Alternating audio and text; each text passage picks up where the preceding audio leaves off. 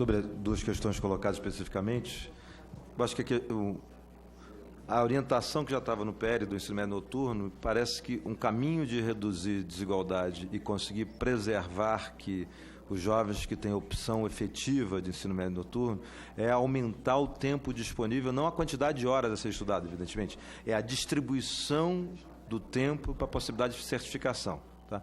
Acho que tem uma discussão que tem um tabu no ensino médio, vou colocar, que isso poderia ser discutido, que facilitaria muito trajetórias formativas ao longo do ensino noturno, que é a ideia de créditos. Certo? Eu não vejo nenhum problema você poder concluir a sua formação em matemática, formação em história, se fosse o caso, ou nas áreas de conhecimento, e você modular isso. Isso acho que, em geral, funciona, minha opinião muito pessoal, não é nem do Instituto Unibancos, eu estou falando de opinião pessoal, mas, sobretudo no ensino noturno, essa modulação aumenta muito a probabilidade de a dedicação dos estudantes a concluir essa sua fase. Certo? Então, acho que isso é uma discussão que pode ser colocada. A segunda pergunta, que tem a ver com diferentes trajetos, deputado, eu acho que assim, tem uma questão que foi colocada por todos, mas eu só queria sublinhá-la. Primeiro que currículo e estrutura caminham juntas, certo? Você não tem como... a ideia aqui não é um ovo ou a galinha, você precisa mover esses dois processos em simultâneo, você precisa, para viabilizar um currículo do tipo que está sendo discutido, ter o sinal claro que a flexibilização será uma possibilidade, senão você não...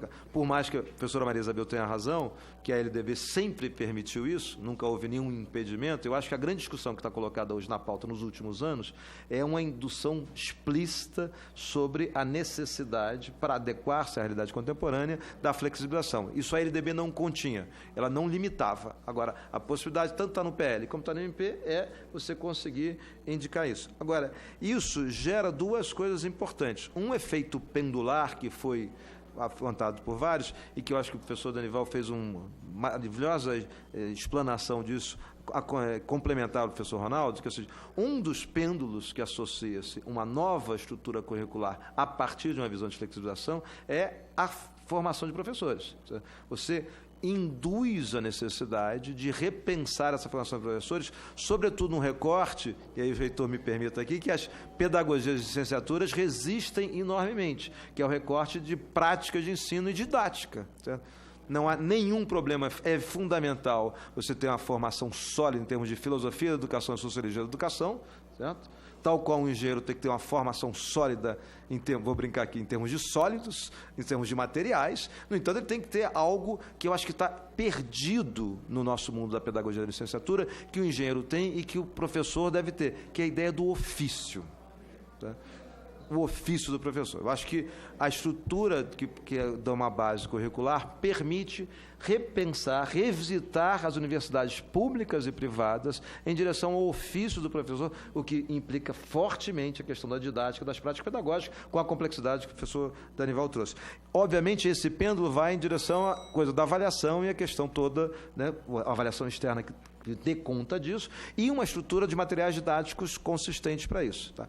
Para além desse pêndulo, eu só quero aqui, meu 1 minuto, destacar o que foi a pergunta da deputada professora Dorinha, que é o seguinte: me parece que seria interessante que as próximas discussões na comissão mista, com os deputados, os senadores e com o MEC, tratasse dos desafios da implementação disso, porque a oportunidade que o PL trazia e que a medida provisória traz com a flexibilização é da responsabilidade do sistema estadual regular a sua rede.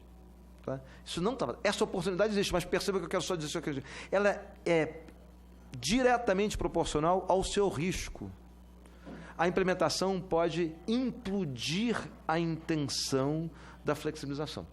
Tá? Isso que eu estou dizendo. Por que ela pode implodir? Porque a questão em jogo prioritária será como garantir que os alunos fiquem, reduzam sua evasão. Supostamente, todas as experiências internacionais dizem que a flexibilização aumenta a aderência para o meu direito de escolha, dado percursos alternativos. No entanto, eles têm que aprender. Tá? Se não for pensado com detalhe a implementação, a ideia que a desigualdade pode aumentar, ela é efetiva. Os dois exemplos que eu dei e o que a professora Dorinha destacou.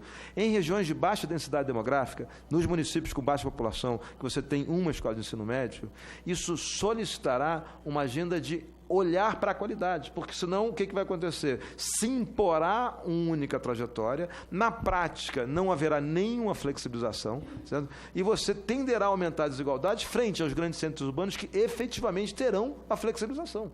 Então você vai virar uma situação em que o que há de pior que a gente está tentando enfrentar hoje ficará consolidado em regiões de baixíssima densidade demográfica, certo? E aquilo que potencialmente existirá de melhor, vai se dar conta dos grandes centros urbanos. Você vai tender a apartar ainda mais o país se não pensar na implementação. Outra dimensão de regulação é que a gente talvez subestime as potências, novamente uma potência que pode virar um risco, da flexibilização também do ponto de vista da capacidade de oferta, que se dará nos grandes centros urbanos. Seria maravilhoso se uma secretária de Estado, um secretário de Estado, conseguisse ter uma visão de território, coisa que não é comum nas nossas gestões da política pública, são estritamente setoriais e verticalizados, e para o território, pensando em sujeitos concretos, em territórios concretos, dá conta que as escolas, no seu conjunto, oferecessem as flexibilizações. E aí você poderia ter especializações que aumentariam a probabilidade das escolhas serem efetivas.